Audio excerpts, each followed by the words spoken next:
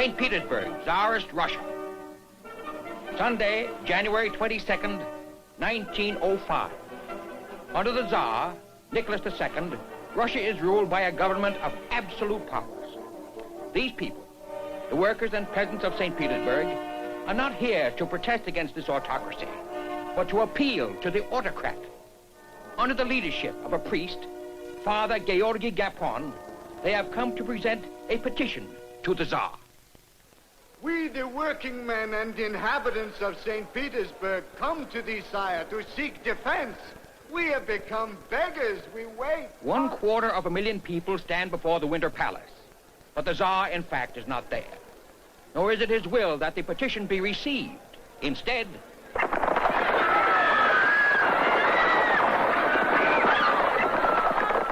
said the Tsar, Nicholas II, my autocracy will remain unchanged.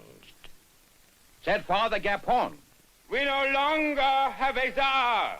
Long live the fight for freedom.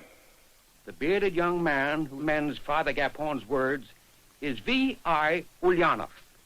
Party name, Lenin. Long live the revolutionary proletariat, say we.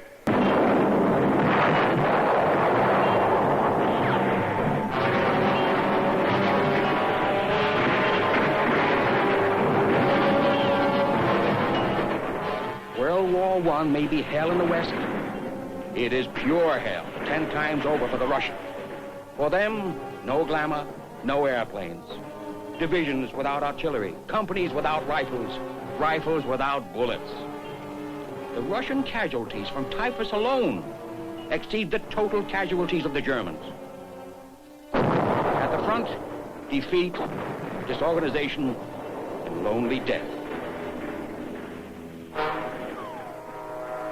At home, starvation and poverty exceeding even previous Russian experiences. Finally, in March 1917, a demonstration in St. Petersburg starts over a simple demand for a higher bread ration. Gets out of hand. Includes a new demand. Transfer of power from the Tsar to an elected parliament. The Tsar reacts in customary fashion. Turns his troops loose on the demonstrators. But something goes wrong. The army joins the people. With incredible swiftness, the Tsar's regime falls. A.N. Kerensky, a young lawyer, is Minister of Justice in a provisional government in which many parties are represented. A revolution belongs to the people. I propose to defend it against any attack, whether from the left or from the right. Kerensky arrests the Tsar and his family and announces that free elections are to be held. Political prisoners are freed and some food is distributed. But in a country without experience in self-government, dissident elements of all shades struggle to convince still hungry people that their particular road leads to salvation. The war is unpopular. When it becomes clear that Kerensky means to continue it, the German General Staff arranges for the return in a sealed railroad car of Lenin, who had been exiled by the Tsarist government to Switzerland. Leon Trotsky arrives a month later from Canada. Summer 1917, Kerensky becomes head of the provisional government and proclaims Russia a republic. Universal suffrage, power to be vested in an elected constituent assembly, freedom of speech and press, equal rights for women. Lenin on the Kerensky Republic. A democratic republic, more free under war conditions than any other country in the world. But in November, Lenin and Trotsky, as leaders of a huge farmer-worker-army union called the Soviet, called for the destruction of the republic. They imagine that serious political questions are decided by voting. As a matter of fact, they are decided by class war. The class war is quick and relatively bloodless. Lenin's Bolsheviki seize the railroad stations, telegraph lines, electric plants, and government officers and declare themselves in business. This is the Russian version of a great event of that war, the storming of the Winter Palace. Notice Ivan Armstrong, the all-Russian boy, opening the gate under fire. The interesting thing about this battle is that it never happened. In actual fact, the cadets defending the Winter Palace surrendered when it was pointed out to them that the building was in easy range of a rebel cruiser. Still, it makes a nice picture. The real violence comes later.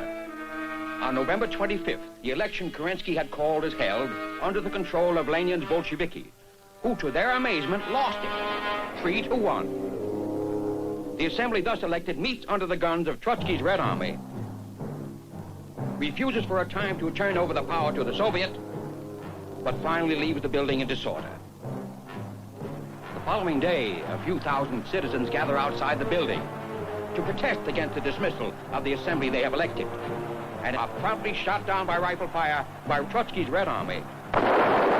Not by voting, by class war. Citizens of the Soviet Union still vote, but not since November 1917 has more than one name per office appeared on the ballot. The assembly never reconvenes. Power passes to the Soviet, which Lenin controls, and from there to the Council of Commissars, where Lenin's power is absolute. This is the dictatorship of the proletariat, a power won and maintained by violence, power that is unrestricted by any law, resting directly on force. Keep this well in mind. Lenin makes peace with the Germans, and now a genuine civil war breaks out. Before it ends, the White Russians rebel against the Reds. Allied troops fight to keep Russia in the war. Cossacks fight for both sides. Tsarists rise up to restore the monarchy. The Tsar and his family are executed. And the Cheka, first of many Soviet secret police groups, becomes active. Arrest without charge, imprisonment or exile without trial, disappearance without explanation, all become routine. But Lenin complains. There is still too little ruthlessness. Not because we lack determination, but because we do not know how to capture enough profiteers, marauders, capitalists. However many they capture, they miss one. On August 30th, 1918, a young lady named Dora Kaplan takes a shot at Lenin. Her motives are unknown. Her marksmanship, defective. Lenin is only slightly wounded. That night, in Moscow alone, 500 anti-Leninists are executed on suspicion of being associated with Miss Kaplan's effort.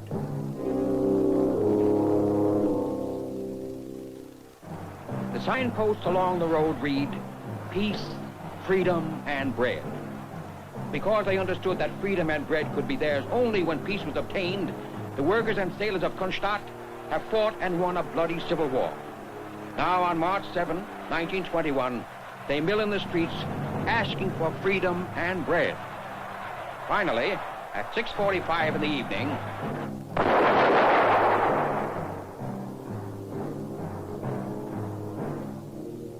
Trotsky, commander of the Red Army, who ordered the slaughter, gives the only explanation. It was necessary. Lenin and Trotsky are now firmly in power. The Cheka is abolished. In its place comes the OGPU, or Political Police. And to check on the OGPU, there is Rabkrin, the Workers and Peasants Inspection Group, whose chief is one Joseph Vissarionovich Zhukashvili. Party name, Stalin. He disputes Trotsky's position as Lenin's second in command and heir apparent. In the struggle, Stalin has the support of Zinoviev, chief of the Communist International, and Kamenev, city leader of Moscow, who could make you a judge or send you to Siberia. Now, with the Civil War won, Lenin eases the demands for belt-tightening and public sacrifice. Out of economic necessity, he institutes the new economic policy. Emphasis is placed on production of consumer goods, but the state maintains control of heavy industry. Even private enterprise is permitted, within limits. And two new words, American aid, enter the Russian vocabulary. By March 1922, the American Relief Administration under Herbert Hoover is feeding 10 million Russians.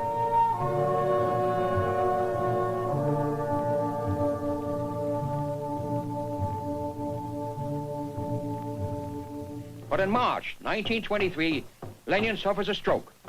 The following January, he is dead.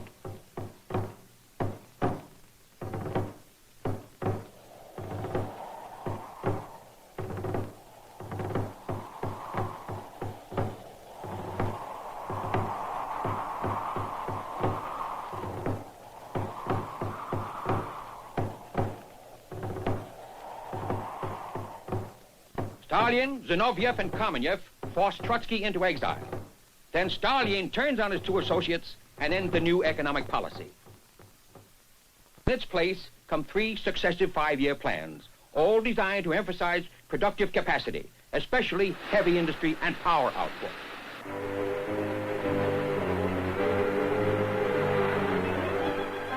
From 1928 to 1941, Russia's industrial capacity rises nearly 300%. Her hydroelectric output is up nearly 800%. Agricultural production, however, lags, and housing starts actually are less than population increase. If you're an average Russian, this means more work, not enough to eat, and less living space per family.